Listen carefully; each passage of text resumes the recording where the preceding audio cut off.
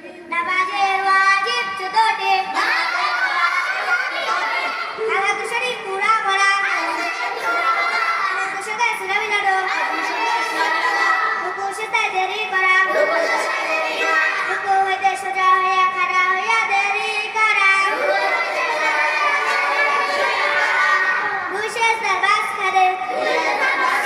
সোজা হইয়া বসিয়া দেরি করা দরমিয়ানি বৈঠক গাদা বৈঠকে আত্তাহিয়াতু পড়া ইমামের জন্য কেরাত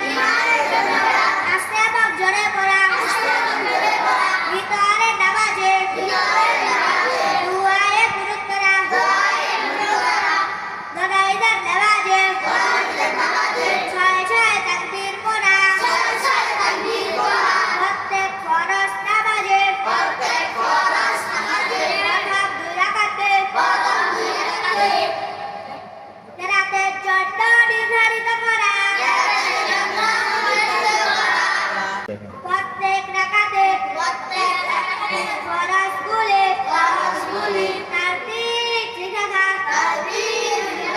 প্রত্যেক রাকাতে ওয়াজিবগুলি তারতিব ঠিক রাখা